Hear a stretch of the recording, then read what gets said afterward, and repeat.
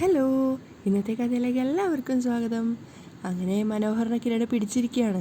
ആ സമയത്ത് കിരണ് കല്യാണിയോട് പറയുന്നുണ്ട്, എന്തായാലും അവളുടെ തകർച്ച ഉറപ്പായിരുന്നു. പക്ഷേ അത് ഇങ്ങനെയൊരു തകർച്ചയായിരിക്കുമെന്ന് ഞാൻ പ്രതീക്ഷിച്ചില്ല. അതെ, എന്നാലും അവളുടെ ജീവിതം തകർന്നില്ല കിരണേട്ടാ. കല്യാണിക്ക് ശരിക്കും സങ്കടം വരുന്നുണ്ടായിരുന്നു. തകർന്നു എന്നല്ല, സ്വയം തകർത്തതാ, സ്വന്തം സ്വഭാവം കൊണ്ട്. കിരൺ പക്ഷെ ദേഷ്യത്തോടെയാണ് സംസാരിക്കുന്നത്. പഴയ കാലത്തൊക്കെയാണ് ഒരു തെറ്റ് ചെയ്തു കഴിഞ്ഞാൽ ഒരുപാട് വൈകി അതിൻ്റെ ശിക്ഷ കിട്ടിക്കൊണ്ടിരുന്നത്. ഇപ്പോൾ കൺമുന്നിൽ തന്നെ കാണാം. അത് നിൻ്റെ അനുഭവം കൊണ്ട് നിനക്കറിയാലോ. ജ്യൂസ് കുടിച്ചതിന് ശേഷം ബില്ല് വെച്ചിട്ട് രണ്ടുപേരും അവിടെ നിന്ന് എഴുന്നേൽക്കുകയാണ്. നേരെ പോയത് നിഷയുടെ അരികിലേക്കാണ്. എന്നിട്ട് കിരൺ ചോദിക്കുന്നുണ്ട്, ഞങ്ങളെ അറിയോ? അറിയാതെ പിന്നെ, എൻ്റെ ചേച്ചി എന്ന് പറയുന്നവൾക്ക് ഇപ്പം സംരക്ഷണം കൊടുക്കുന്നത് നിങ്ങളൊക്കെ അല്ലേ? ഓ, അപ്പം നമ്മളെ അറിയാം. അവൻ കല്യാണിയോട് പറയാണ്, എന്താ ഇവിടെ? അത് നിങ്ങൾ അറിയേണ്ട ആവശ്യമില്ല, നിഷ ദേഷ്യത്തോടെയാണ് പറയുന്നത്. പിന്നെ ഹോട്ടലിലേക്ക് വരുന്നത് എന്തിനാണെന്ന് അറിയായിരിക്കുമല്ലോ. അപ്പോൾ കിരണ് പറയുകയാണ്, പുതുമോടിയിൽ കറങ്ങാനിറങ്ങിയതാണെന്ന് മനസ്സിലായി. അല്ല, നിങ്ങളുടെ ഹസ്ബൻഡ് എവിടെ? ഇതൊക്കെ എന്തിനാ നിങ്ങളറിയുന്നേ? നിഷ ദേഷ്യത്തോടെയാണ് തിരിച്ച് സംസാരിക്കുന്നത്. അല്ല, ചോദിച്ചതാ, കല്യാണിയും പറയുന്നുണ്ട്. അന്ന് കല്യാണത്തിന് വന്നപ്പോൾ ഹസ്ബൻഡിനെ കാണാൻ പറ്റിയില്ല. എങ്കിൽ പിന്നെ ഇപ്പോഴെങ്കിലും ഒന്ന് കാണാമെന്ന് വിചാരിച്ചു. എൻ്റെ ഹസ്ബൻഡിനെ നിങ്ങളെ കാണിക്കേണ്ട കാര്യമില്ലല്ലോ, നിഷ ചോദിക്കുന്നുണ്ട്. ആരെയും കാണിക്കേണ്ട, സ്വന്തം ഭർത്താവിനെ പൊതിഞ്ഞു വെച്ചോ, അതാ നല്ലത്, കല്യാണി പരിഹസിക്കുകയാണ്. അപ്പം നിഷ പറയുന്നുണ്ട്, നിങ്ങളോടൊന്ന് സംസാരിക്കാൻ പോലും എനിക്ക് താല്പര്യമില്ല, പിന്നെയല്ലേ ഹസ്ബൻഡിനെ കാണിച്ചു തരുന്നത്. വീട്ടിൽ നിന്ന് പടിയടച്ച് പിണ്ടം വെച്ച് ഒരുത്തിയുണ്ട്, അവളുടെ സുഹൃത്തുക്കളും ഞങ്ങൾക്ക് അവളെ പോലെ തന്നെയാണ്. ആ സമയത്ത് കിരണ് പറഞ്ഞു കൊടുക്കുന്നുണ്ട്, മേഘ്നയുടെ ഹസ്ബൻഡ് അവളുടെ ഭാഗ്യക്കേട് കൊണ്ട് മരിച്ചു. ആ ദുഃഖത്തിൽ നിന്നും അവൾക്ക് ഈ ജന്മത്തിൽ മോചിതയാവാൻ പറ്റില്ല. എങ്കിലും ഇപ്പോൾ അവൾ ശാന്തമായിട്ടൊരു ജീവിതം നയിക്കുന്നുണ്ട്. പക്ഷേ അവളെ വേദനിപ്പിച്ചതിന്, അവളെ അവഗണിച്ചതിന് നിനക്ക് ദൈവം ഒരു ശിക്ഷ ഒരുക്കി വെച്ചിട്ടുണ്ട്. അപ്പം നിഷയും പരിഹസിക്കുകയാണ്. ആയിക്കോട്ടെ, അവളെ വേദനിപ്പിച്ചതിന് ദൈവം എനിക്ക് എന്ത് ശിക്ഷ തന്നാലും അത് ഞാൻ 2 കൈയും നീട്ടി സ്വീകരിച്ചോളാം. അപ്പോൾ അവർ രണ്ടുപേരും മുഖത്തോട് മുഖം നോക്കുകയാണ്. എന്നിട്ട് കല്യാണി പറയുന്നുണ്ട്, ആ സ്വീകരിക്കണം. പിന്നെ നിനക്കിനി എന്ത് ദുരന്തം ഉണ്ടായാലും നീ 2 കൈയും നീട്ടി ചേച്ചിയുടെ അടുത്തേക്ക് വന്നാൽ അവൾ നിന്നെ സന്തോഷത്തോടെ സ്വീകരിക്കുകയേ ചെയ്യുള്ളൂ. അപ്പോൾ നിഷ പറയുന്നുണ്ട്, എനിക്കിനി എന്ത് ദുരന്തം സംഭവിച്ചാലും ഞാൻ ഒരു കാരണവശാലും അവളുടെ മുന്നിലേക്ക് പോവില്ല. അങ്ങനെ ഒരു ഗതികേട് എനിക്കുണ്ടാവില്ല. അപ്പോൾ കല്യാണിക്ക് മനസ്സിലാവുകയാണ് ഇവളോട് സംസാരിച്ചിട്ട് കാര്യമില്ല, കിരണേട്ടാ നമുക്ക് പോവാം. അപ്പം കിരൺ അവളോട് പറയാണ്, വിവാഹ ജീവിതമൊക്കെ നന്നായിട്ട് ആസ്വദിക്കുക. എന്നിട്ട് അനുഗ്രഹിക്കുന്നത് പോലെ പരിഹസിക്കുകയാണ്. എന്നിട്ട് കല്യാണിയും കൂട്ടിക്കൊണ്ട് പോവുകയാണ്. കിരണും കല്യാണിയും അവിടുന്ന് പോയി എന്ന് മനസ്സിലാക്കിയതിന് ശേഷമാണ് മനോഹർ അങ്ങോട്ടേക്ക് വരുന്നത്. നിഷയാണെങ്കിൽ ആകെ ദേഷ്യത്തിലാണ് ഇരിക്കുന്നത്, അവർ വന്ന് സംസാരിച്ചതിൻ്റെ ആ ഒരു ദേഷ്യത്തിൽ. മനോഹർ വന്നപ്പോഴേക്കും അവളുടെ മുഖത്തുള്ള ആ ഒരു ദേഷ്യമൊക്കെ മാറി സന്തോഷമായി. അപ്പം മനോഹർ ഇങ്ങനെ ഫോൺ എടുത്തിട്ട് നോക്കുന്നുണ്ട്, മുഖത്ത് തല്ലിയതിൻ്റെ പാട് നന്നായിട്ട് കാണാനുണ്ടോയെന്നൊക്കെ. എന്നിട്ട് അവളുടെ അടുത്ത് വന്നിരുന്ന് ചോദിക്കുകയാണ്, ഭക്ഷണത്തിന് ഓർഡർ ചെയ്തോ മോളൂ? ഓർഡർ ചെയ്തു. പെട്ടെന്നാണ് അവളെ മുഖത്തെ പാട് കാണുന്നത്. ഇതെന്താ റോഹിയുടെ മുഖത്തെന്തോ പാടൊക്കെ? ഒന്നും പറയണ്ട, അതുകൊണ്ടല്ലേ ഞാൻ വരാൻ വൈകിയത്. ബാത്റൂമിൽ കയറിയപ്പോൾ എന്തോ കടിച്ചതാ. അട്ടാ പൊള്ളം എന്താണെന്ന് തോന്നുന്നത്. വീർത്ത് പോയിക്കളഞ്ഞു. അതിനകത്ത് കയറിയതേ ഓർമ്മയുള്ളൂ. ഒരു സാധനം എടുത്ത് ഞാൻ കളഞ്ഞു, എന്താണെന്നറിയില്ല. ചെലന്തിയല്ല എന്തായാലും അത്. ഇതൊക്കെ കേൾക്കുന്ന സമയത്ത് നിഷയ്ക്ക് ഭയങ്കര ടെൻഷനും ദേഷ്യമൊക്കെ വരികയാണ്. അവൾ പറയുന്നുണ്ട്, എന്തായാലും ഇത് വലിയ കഷ്ടമായി പോയല്ലോ. ഇത്രയും വലിയൊരു ഹോട്ടലിൻ്റെ വാഷ്റൂം ശരിയല്ലെന്ന് പറഞ്ഞാൽ അത് കംപ്ലൈൻറ്റ് ചെയ്യണ്ടേ? ഇതിനകത്തുള്ള ആർഭാടൊക്കെ ഉള്ളൂ, ബാത്റൂമൊക്കെ കണക്കാ, മനോഹർ പറയുന്നുണ്ട്. അപ്പോൾ അവൾ ചോദിക്കുകയാണ്, എന്നാൽ പിന്നെ എന്തിനാ ഇങ്ങോട്ടേക്ക് വന്നത്? അപ്പം പൂളിൻ്റെ ഒരു ഭാഗത്തുള്ളൊരു ഹോട്ടലാണെന്ന് കരുതിയിട്ടാണ് ഇങ്ങോട്ടേക്ക് വന്നത്. അധികം പരിചയക്കാരൊന്നും വരാൻ സാധ്യതയില്ലാത്തൊരു ഹോട്ടലാണെന്ന് കരുതിയിട്ട് കയറിയതാ. അപ്പം നിഷ പറയുന്നുണ്ട്, അവിടെയാ തെറ്റിയത്. വരാൻ പാടില്ലാത്തവരൊക്കെ ഇങ്ങോട്ടേക്ക് വരുന്നത്. എൻ്റെ ചേച്ചി എന്ന് പറഞ്ഞ ഒരുത്തിയെ സംരക്ഷിക്കുന്ന 2 പേരുണ്ടല്ലോ, ഒരു കല്യാണി എന്ന് പറയുന്നവളും അവളുടെ ഭർത്താവും. അവർ 2 പേരും ഇപ്പം ഇവിടെ വന്ന് 1ഉം 2ഉം പറഞ്ഞ് പോയതേ ഉള്ളൂ. അവരെന്താ പറഞ്ഞത്? മനോഹർ ചോദിക്കുന്നുണ്ട്. എന്ത് പറയാനാ, എൻ്റെ ജീവിതത്തിൽ തകർച്ചയുണ്ടാവൂന്നൊക്കെയാ പറഞ്ഞത്. റോഹിയേട്ടൻ ആ സമയത്ത് വന്നിരുന്നെങ്കിൽ ഏട്ടനെയും കൂടി കാണിച്ചു കൊടുക്കായിരുന്നു. അവളുടെ ഭർത്താവ് പോലും എൻ്റെ റോഹിയേട്ടന് മുന്നിൽ ഒന്നുമല്ല, ആ കല്യാണിയുടെ. അപ്പം മനോഹർ പറയുന്നുണ്ട്, എന്തിനാ അത്തരക്കാരുമായിട്ട് സംസാരിക്കാൻ പോകുന്നത്? നിൻ്റെ ചേച്ചിയെ സംരക്ഷിക്കുന്നവരല്ലേ, അല്ലാതെ അവരുമായിട്ട് നമുക്ക് മുൻ പരിചയവും ഇല്ല, മുൻ പ്രശ്നങ്ങളും ഇല്ല.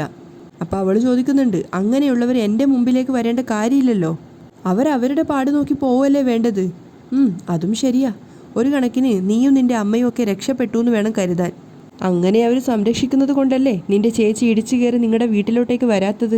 അപ്പോൾ അവൾ പറയാണ്, ആര് പറഞ്ഞു വരുന്നില്ലാന്ന്? ഏട്ടൻ ഒരു ദിവസം വീട്ടിലുള്ളപ്പോൾ വന്നിരുന്നു, അതുപോലെ കല്യാണത്തിനും വന്നില്ലേ, അതും ആ കല്യാണിയെയും കൂട്ടിക്കൊണ്ടാണ് വരുന്നത്. അവൾക്കിത് എന്തിൻ്റെ കേടാന്ന് എനിക്ക് മനസ്സിലാവാത്തത്. അപ്പം മനോഹർ പറയാണ്, എല്ലാ മനുഷ്യരെയും മാറ്റാൻ നമുക്ക് പറ്റില്ല, അതുകൊണ്ട് നമ്മൾ നമ്മുടെ കാര്യം നോക്കി ജീവിക്കണം. പിന്നെ നമ്മൾ എത്രയും പെട്ടെന്ന് ഈ നാട്ടിൽ നിന്ന് പോവുമല്ലോ. അത് കേട്ടതും നിഷയുടെ മുഖത്തെ ഡൾനെസ് ഒക്കെ മാറി ഹാപ്പിയായി. ഈ നാട്ടിൽ നിന്ന് ഒട്ടുമിക്ക ചെറുപ്പക്കാരും പോകുന്നത് ഇതൊക്കെ കൊണ്ടാ. ഈ നാട്ടിലുള്ളവരൊന്നും കൊള്ളില്ല. അത് കേട്ടതും മനോഹർ പറയുന്നുണ്ട്, അതെനിക്കൊരു 8-9 വർഷം മുമ്പേ തോന്നിയതാ. അതുകൊണ്ടല്ലേ ഒരു 10-21 വയസ്സായപ്പോഴേക്കും ഞാൻ കടന്നു കളഞ്ഞത്. നമ്മളെപ്പോലെ നന്മയുള്ളവർക്കേ ഈ നാട് കൊള്ളില്ല മോളൂ. അതിനെ ഫോറിൻ കൺട്രീസാ ബെസ്റ്റ്. അതെ അതെ, എങ്കിലേ അച്ഛനോടും അമ്മയോടും പെട്ടെന്ന് ഒരുങ്ങിയിരിക്കാൻ പറ, നമുക്ക് അവരെയും കൊണ്ട് പോവേണ്ടതല്ലേ. അപ്പം നിഷ പറയുന്നുണ്ട്, അവരെ പെട്ടെന്നൊന്നും കൊണ്ടുപോവേണ്ട റോഹിയേട്ടാ. അതെന്താ?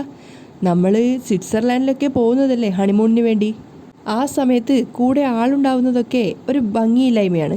എനിക്കൊരു 2-3 മാസം എൻ്റെ റോഹിയേട്ടനുമായി മാത്രം എൻജോയ് ചെയ്യണം. എന്നാൽ പിന്നെ ആയിക്കോട്ടെ, മനോഹർ പറയാണ്. എന്നിട്ട് അവൻ മനസ്സിൽ ചിന്തിക്കുന്നുണ്ട്, ഇവൾമാരുടെയൊക്കെ മനസ്സിലിരിപ്പ് കൊണ്ട് മാത്രമാണ് ഇവൾമാരുടെയൊക്കെ ജീവിതം തകർന്ന് തരിപ്പണാവുന്നത്. ഇവളൊരു സ്വർണ്ണമാല ഇട്ടപ്പോൾ മറ്റവളുടെ മാല ഞാനങ്ങ് വിറ്റു. അത് വച്ചിട്ടാ ഇപ്പോൾ വണ്ടി ഓടിക്കുന്നത്. ഏട്ടൻ എന്താ ചിന്തിക്കുന്നത്? ഏയ് ഒന്നുമില്ല. അച്ഛനും അമ്മയും കൊണ്ടുപോകണ്ടെന്ന് പറഞ്ഞത് എൻ്റെ സ്വാർത്ഥതയായിട്ട് തോന്നിയോ? ആ, കുറച്ച്. ഞാനേ ഈ അച്ഛനും അമ്മമാർക്കും ഒക്കെ ഒരുപാട് പ്രാധാന്യം കൽപ്പിക്കുന്ന കൂട്ടത്തിലാണ്. അതുകൊണ്ട് ഇത് കേട്ടപ്പോൾ എനിക്കെന്തോ പെട്ടെന്ന് ഉൾക്കൊള്ളാൻ പറ്റാത്തൊരു ബുദ്ധിമുട്ട്. അത് സാരമില്ല, നമുക്ക് പിന്നീട് കൊണ്ടുപോവാം. എനിക്കും എൻ്റെ അച്ഛനും അമ്മയും ജീവനാ. പിന്നെ 2-3 മാസം ഹണിമൂൺ ട്രിപ്പ് എന്ന് പറയുന്നത് നാട്ടിലായാലും നമുക്ക് മാത്രമായിരിക്കുമല്ലോ. അതിനിടയിൽ മറ്റുള്ളവർ വരുന്നത് കഷ്ടമല്ലേ? യെസ്, അത് കറക്റ്റാണ്. അല്ലെങ്കിൽ തന്നെ നാരീ പൂജ ചെയ്ത് ജീവിക്കണമെന്ന് കരുതുന്ന ഒരുത്തനാണ് ഞാൻ. എന്ത്? അല്ല, ഈ നാരീ പൂജ ചെയ്ത് ജീവിക്കണം എന്ന് ആഗ്രഹിക്കുന്ന ഒരാളാണ് ഞാനെന്ന്. അത് കേട്ടപ്പോൾ നിഷയ്ക്ക് സന്തോഷമാവുകയാണ്.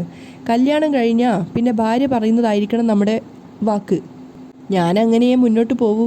അതിനുശേഷം ചോദിക്കുന്നുണ്ട്, അല്ല, പുറത്തോട്ട് പോയവർ ഇനി തിരിച്ചു വരാനുള്ള സാധ്യതയുണ്ടോ? അല്ല, കിരണും കല്യാണിയും. അപ്പം അവൾ പറയുന്നുണ്ട്, ഏയ് അവൻ തരാനുള്ളത് തന്നല്ലോ, ഇനി വരത്തില്ലായിരിക്കും. മനോഹർ മനസ്സിൽ ചിന്തിക്കുകയാണ്.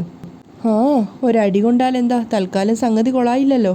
പ്രണയത്തോടെ മുന്നിലിരിക്കുന്ന നിഷയെ നോക്കിയിട്ട് മനോഹർ ചിന്തിക്കുന്നുണ്ട്, നല്ല കനത്തി കിടപ്പുണ്ട്, പിന്നെ ഷെൽഫിലും ഉണ്ട്. തൽക്കാലം ഇതൊക്കെ കൊണ്ട് മുങ്ങണം. ഇനി തൽക്കാലം ദുബായിൽ പിടിക്കുന്നതായിരിക്കും അടുത്തത് നല്ലത്. പുറത്തിറങ്ങി കാറിൽ കയറാനുള്ളൊരു മാനസികാവസ്ഥയിലായിരുന്നില്ല കിരണും കല്യാണിയും. അവൾ ചോദിക്കുന്നുണ്ട്, അവനെ അങ്ങനെ വെറുതെ വിടാൻ പറ്റുമോ കിരണേട്ടാ? തൽക്കാലം അവനെ വെറുതെ വിട്ടതായിട്ട് അവൻ കരുതട്ടെ. കാരണം അത്രയേറെ മേഘ്നയെ വേദനിപ്പിച്ച കൂട്ടത്തിലാണ് നിഷയും അവളുടെ അമ്മയും. സ്വത്തിനെയും പണത്തിനെയും സ്നേഹിക്കുന്നവർക്ക് ഒരു തിരിച്ചടി കിട്ടിയേ പറ്റൂ. അത് അവരവരുടെ ഫലമാണ്. ശരിയാ, മേഘ്ന കല്യാണം കാണാൻ പോയത് അനിയത്തിയുടെ താലികെട്ട് കാണാനുള്ള ഇഷ്ടം കൊണ്ടാ. അതുകൊണ്ട് തന്നെ അനിയത്തിക്ക് ഇങ്ങനെയൊരു ജീവിതം കിട്ടിയെന്നറിഞ്ഞാൽ 100% അവൾക്ക് സങ്കടമായിരിക്കും. അതുകൊണ്ട് അവളോടൊന്നും പറയണ്ട. പക്ഷേ അവനവൻ്റെ പ്രവൃത്തികൾക്ക് കിട്ടേണ്ടത് കിട്ടിയല്ലേ പറ്റൂ. കിരണ് പറയാണ്, അത് നമ്മൾ തടയാൻ ശ്രമിച്ചാൽ ദൈവത്തിന് പോലും ഇഷ്ടപ്പെട്ടു എന്ന് വരില്ല. എന്നാലും വല്ലാത്തൊരു ജന്മം തന്നെ ഈ മനോഹറിൻ്റേത്.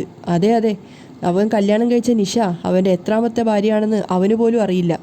എന്നാലും അവൻ്റെ കരണത്ത് ഞാനൊന്ന് കൊടുത്തിട്ടുണ്ട്. കരണത്ത് പാട് വീണോ? ആ, പാട് വീഴുന്ന രീതിയിലാണ് കൊടുത്തിട്ടുള്ളത്.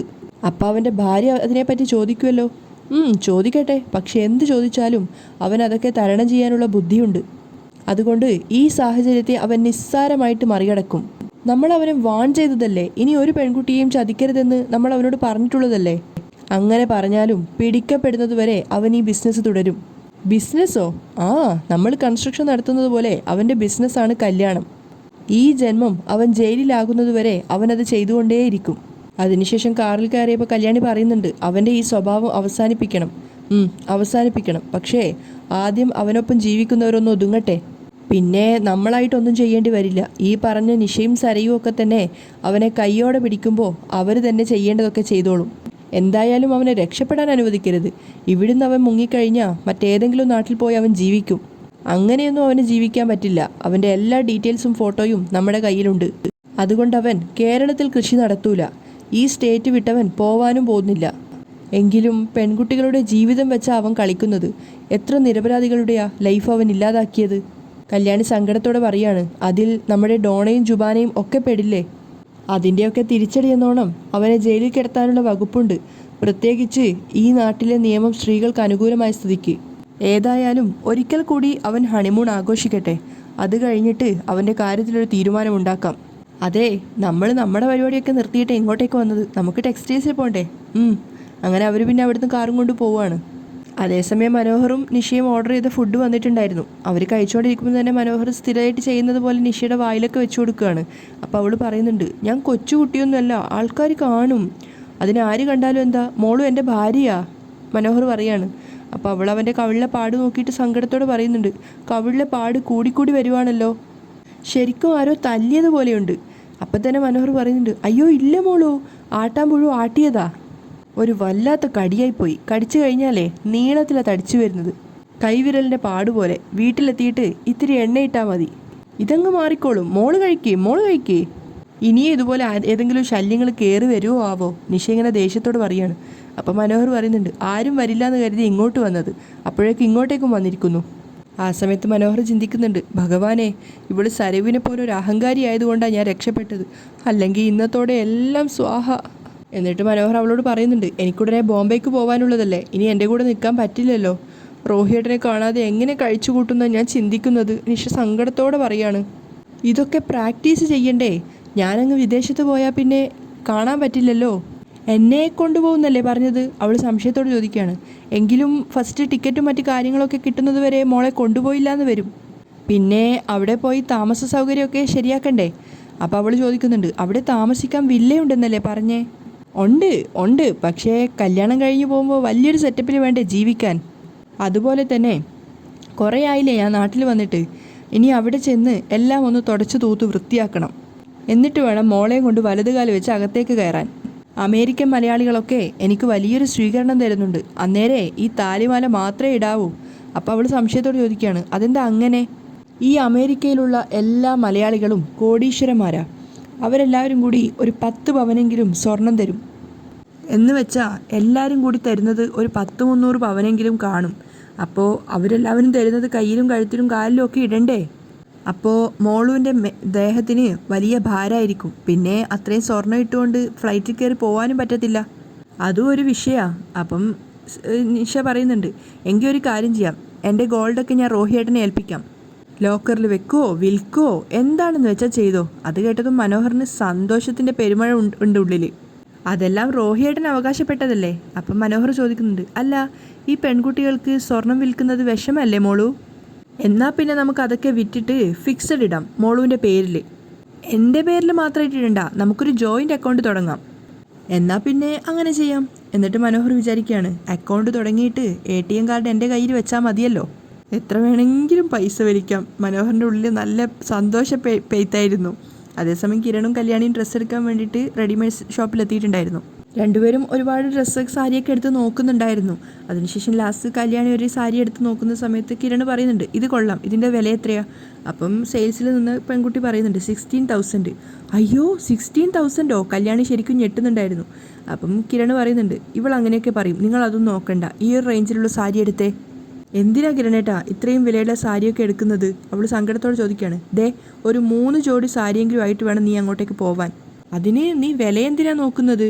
VVIPs ആണ് അവിടെ വരുന്നത്. അവിടെ എൻ്റെ ഭാര്യ ഏറെ വ്യത്യസ്തമായിരിക്കണം. എല്ലാവരും മോഡേൺ വസ്ത്രം ധരിച്ച് വരുമ്പോൾ തനി മലയാളത്തിലുള്ള വസ്ത്രം ഇട്ടിട്ടായിരിക്കണം എൻ്റെ ഭാര്യ അങ്ങോട്ട് പോവാൻ. നിനക്ക് കളർ സെലക്ട് ചെയ്യാൻ പ്രത്യേകം എടുക്കുന്നുണ്ട്, അതുപോലെ തന്നെ സാരി ഉടുത്തു കഴിഞ്ഞാൽ നിന്നെ കാണാനും നല്ല ഭംഗിയുണ്ട്. അതുകൊണ്ട് നിങ്ങൾ പൈസ ഒരു പ്രശ്നമാക്കുകയേ വേണ്ട. അതിനുശേഷം സെയിൽസിനോട് പറയുന്നുണ്ട്, നിങ്ങൾ ഈ കളക്ഷനിലുള്ള പുതിയ മോഡൽ സാരികൾ എടുക്ക്. അതേ റെഡിമെയ്ഡ് ഷോപ്പിലേക്ക് അപ്പോഴേക്കും കാർത്തികയും പ്രകാശിനും വരുന്നുണ്ടായിരുന്നു. അവൾ പ്രകാശിനോട് പറയാണ്, അച്ഛൻ ഇഷ്ടമുള്ള ഡ്രസ്സ് സെലക്ട് ചെയ്തോ. മോളെ, എനിക്കങ്ങനെ ഡ്രസ്സ് സെലക്ട് ചെയ്യാനൊന്നും അറിയില്ല, എങ്കിലും അച്ഛനും ഇഷ്ടപ്പെടണ്ടേ, വാ എന്ന് പറഞ്ഞുകൊണ്ട് പ്രകാശിനെയും കൂട്ടിക്കൊണ്ട് അകത്തേക്ക് കയറുകയാണ്. കിരണാണ് ആദ്യം കാണുന്നത് കാർത്തികയെ. അതേസമയം അവൻ കല്യാണിയോട് പറയുന്നുണ്ട്, കല്യാണി നോക്ക്. അപ്പോൾ കാർത്തികയും പ്രകാശിനോട് പറയാണ്, അച്ഛാ അതാരാ നോക്കിയേ. അങ്ങനെ അവർ 4 പേരും പരസ്പരം മുഖത്തോട് മുഖം നോക്കി നിൽക്കുന്നിടത്തായിട്ടാണ് ഇന്നത്തെ എപ്പിസോഡ് വൈൻഡപ്പ് ചെയ്യുന്നത്.